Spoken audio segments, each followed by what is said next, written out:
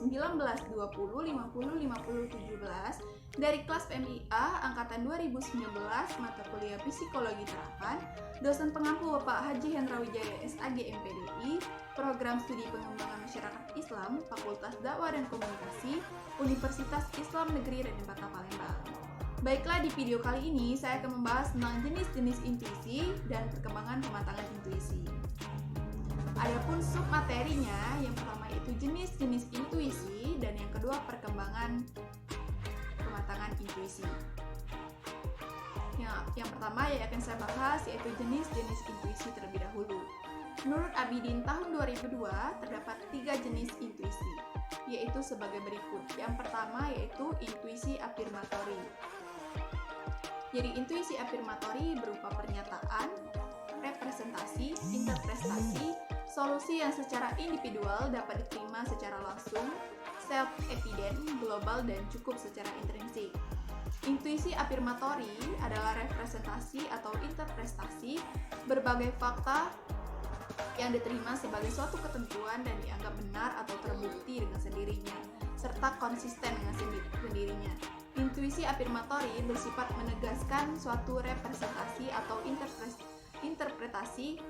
Intuisi afirmatori juga dapat diklasifikasikan ke dalam intuisi afirmatori semantik, intuisi afirmatori relasional, dan intuisi afirmatori inferensial. Yang kedua yaitu intuisi antisipatori. Jadi intuisi antisipatori itu merupakan aktivitas mental yang berlangsung ketika subjek berusaha menyelesaikan masalah dan penyelesaiannya tidak secara langsung dapat diperoleh. Intuisi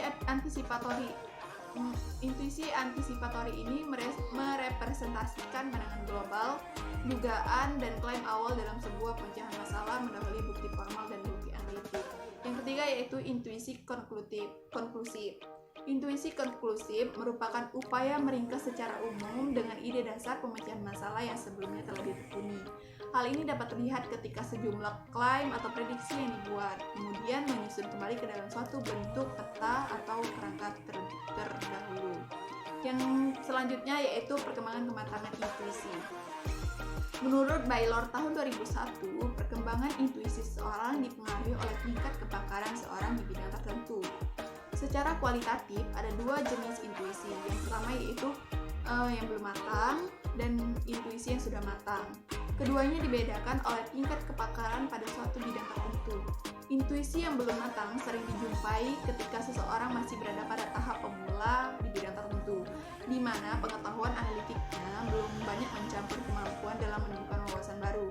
Sedangkan intuisi yang sudah matang kebanyakan muncul ketika seseorang sudah menjadi pakar di bidang tertentu dengan struktur pengetahuan relevan yang sudah terbentuk dengan baik. Perkembangan kematangan intuisi seseorang digambarkan berbentuk kurva U yang tidak linear. Melalui model tersebut, menjadi lebih mudah dipahami bahwa intuisi banyak hadir dalam proses pemahaman atau pemecahan masalah ketika seorang masih berada di tahap pemula, dan bertambahnya kepakaran peran kemampuan berpikir analitik menjadi semakin dominan dan menekan kemampuan intuisi seseorang, dan intuisi kembali akan lebih sering hadir ketika seseorang sudah mencapai taraf pakar. Kali ini intuisi yang hadir berbeda dengan intuisi ketika menjadi seorang pemula. Intuisi yang sudah matang dilandaskan pada struktur pengetahuan relevan yang sudah berbentukan baik. Perkembangan pada setengah kurva pertama, intuisi menginisiasi terbentuknya struktur pengetahuan analitik seseorang.